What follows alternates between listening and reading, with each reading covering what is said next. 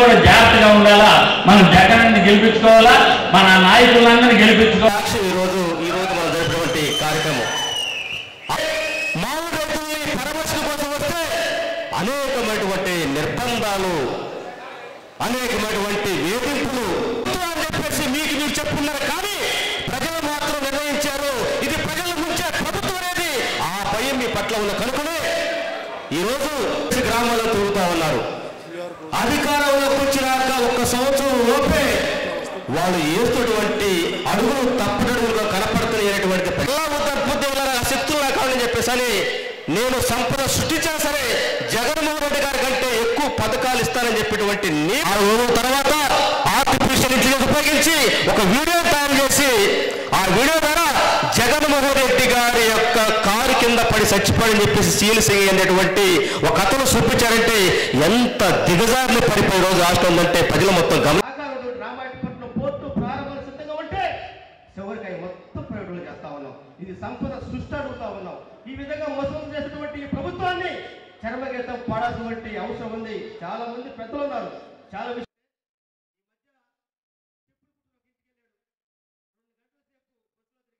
పడతాడు కోరుకుంటున్నటువంటి ఆ పెద్ద మనిషి మధ్య ప్రేమించి ఒకసారి పోతా ఉంటాడు. పోతా ఉంటే దారిలో మంగళశాసనం పడితే ఆ షాప్ ఏమైపోయింది నీ అనుభవం, ఏమైపోయింది నీ పరిపాలన? నేను అడుగుతా ఉన్నా, ఆంధ్రప్రదేశ్ లో ముఖ్యమంత్రి 9 సార్లు చేశావు కదా, 4 సార్లు చేశావు కదా.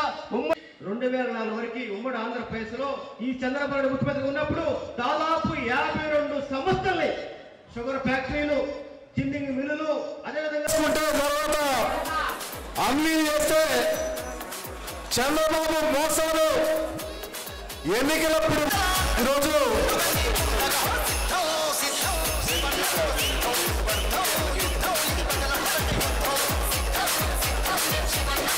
ఈ క్యూఆర్ కోడ్ ని మీ సెల్లో అన్నీ వస్తాయి. కావున రేపు విలేజెస్ లో ప్రతి ఒక్కరు మొబైల్ ఉన్న ప్రతి ఒక్కరు దీని యాప్ ని, అదేవిధంగా కనకరావు మాణిక్ గారికి, చుండూరు రమణ గారికి, ఆదన గారికి, వెంకటేశ్వర గారికి, రమణారెడ్డి గారికి, ఇక్కడ ఉన్న మహిళా అధ్యక్ష వహించిన పెద్దలు, ఇన్ఛార్జ్ అయిన డాక్టర్ మేరు నాగార్జున గారికి, మరో ముఖ్య అతిథులు రాజకీయాలు సుమారుగా 20 సంవత్సరాలు చూస్తున్నాం. చాలా తక్కువ టైంలో ఈ కాన్స్టిట్యున్సీలో ఎన్ని సమస్యలున్నా, ఎన్ని వర్గాలున్నా, ఎన్ని గ్రూపులున్నా అన్ని గ్రూపుల్ని సుమారుగా 6 నెలల్లో కలిపి ఏకతాటి మీద నడిపించే నాయకుడు మా నాగార్జున అని చెప్పి సభకు తెలియజేస్తున్నా. నాగార్జున దేని మీద డాక్టరేట్ ఇచ్చేది నాకు తెలియదు, కానీ రాజకీయాల్లో మాత్రం ఇంత అనుభవంగా ఉన్నారు కాబట్టి నిజంగా డాక్టరేట్ చేయాల్సిన అవసరం ఉంది.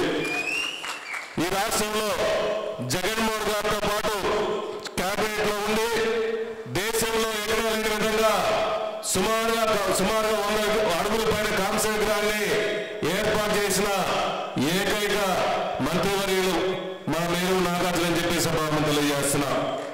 అదేవిధంగా ఈ రాష్ట్రంలో జగన్మోహన్ గారు బయటకు వస్తే ఒక సంచలనం, జగన్మోహన్ గారు బయటకు వస్తే ఒక సునామీ లాగా జనాలు వస్తున్నారని చెప్పేసి టీడీపీ వాళ్ళు, కూటమి వాళ్ళు భయం, వణుకు, ఉత్సాహం.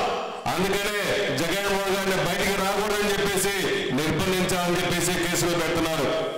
మొన్న ప్రకాశం జిల్లాలో పొగాకు రైతుల కోసం అండగా ఉండడం కోసం వచ్చినప్పుడు ప్రతి కాన్స్టిట్యూన్సీ నుంచి వేలాదిగా వచ్చి మా రైతుల కోసం మా జగన్మోహన్ గారు వస్తున్నారని చెప్పేసి వచ్చినప్పుడు సుమారుగా 1,00,000 జనాభా వచ్చి మేము మా జగన్మోహన్ గారి కోసం అండగా ఉంటామని చెప్పిన ప్రతి ఒక్క కార్యకర్త కూడా నమస్కారం. ఈ రాష్ట్రంలో జగన్మోహన్ గారు ముఖ్యమంత్రిగా ఉన్నప్పుడు రైతులకు ఏ కష్టం లేకుండా రైతులు సంతోషంగా ఉండి రైతులు లక్షాధికారులు ఉన్నారు. జగన్మోహన్ గారి పరిపాలనలో రైతులందరూ చెక్కులు అమ్ముకొని రైతులంతా కలిసిమెలిసి ఆ వచ్చే డబ్బులతో బిర్యానీ తినే పరిస్థితి వచ్చింది. ఈ ప్రభుత్వంలో ఇంట్లో సర్దుకోడు తిని మళ్ళా ఇంటికి వచ్చి సర్దుకోడు తినాల్సిన పరిస్థితి వచ్చిందంటే చంద్రబాబు నాయుడు గారి పరిపాలన ఎలాగుందో జగన్మోహన్ గారి పరిపాలన ఎలా ఉందని చెప్పి మీరు అందరూ గమనించాల్సిన అవసరం ఉంది.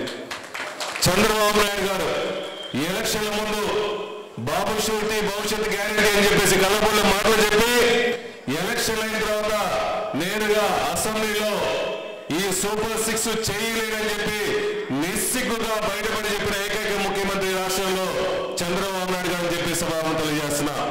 ఎలక్షన్ల ముందు టీడీపీ కార్యకర్తలందరూ చొక్కాలు దించుకున్నారు, లుంగీలు దించుకున్నారు చంద్రబాబు ముఖ్యమంత్రి అవ్వాలని. చంద్రబాబు ముఖ్యమంత్రి అయిన తర్వాత ఆయన చేసే వెన్నుపోట్లు మోసాలు చూసి వాళ్ళే బరాయించలేక చిరిగిన చొక్కాలు గూడ్లు కొట్టుకుంటున్నారు. అంతకుముందు సూట్ కేసులు చేసి ఎమ్మెల్యేలు గెలిపించాలని చెప్పినారు. ఇప్పుడు కార్యకర్తలను పట్టించుకోపోయేకి నేను ఒకటే చెప్తున్నా, ఈసారి ఎలక్షన్ లో ఎన్ని కూటములు ఎన్ని పార్టీలు లేకపోయినా ప్రజలు మొత్తం ఏకమయ్యారు. జగన్మోహన్ గారిని ముఖ్యమంత్రి చేసుకోవాలి 2029లోనే అందరూ నడుం బిగించి మళ్ళా మనకు జగన్మోహన్ గారు రావాలి. ఈ రాష్ట్రంలో జగన్మోహన్ గారు వస్తేనే రైతులు బాగుంటారు, మహిళలు బాగుంటారు, బడుగు బలహీన వర్గాలందరూ బాగుంటారని చెప్పేసి నమ్ముతున్నారు. కాబట్టి రాజశేఖర్ గారు ఏ విధంగా పరిపాలన చేశారో జగన్మోహన్ గారు అంతకన్నా ఎక్కువ బాగా పరిపాలన చేశారు. కాబట్టి అమ్మఒడి కానీ, ఇల్లు పలకడాలు కానీ, ఇళ్ల స్థలాలు కానీ, మహిళలందరినీ గౌరవించిన మహానాయకుడు ఈ రాష్ట్రంలో జగన్మోహన్ గారు తప్ప ఇంకెవరు లేదని చెప్పి సభాముఖం తెలియజేస్తున్నా. ఈ రాష్ట్రంలో చంద్రబాబు నాయుడు గారు కూటమి వచ్చిన తర్వాత ప్రతిదీ ఆడవాళ్ళని అడ్డం పెట్టుకుని రాజకీయం చేసి పబ్బం గడపాలనుకుంటారు. కానీ మన నాయకుడు మహిళల మీద గౌరవంతో వాళ్ళు 50% నామినేషన్ పోస్టులు కానీ మహిళలందరికీ ఉద్యోగ వస్తువులు కానీ కల్పించిన మహానాయకుడు వైఎస్ జగన్మోహన్ చెప్పి సభాముఖం తెలియజేస్తున్నా.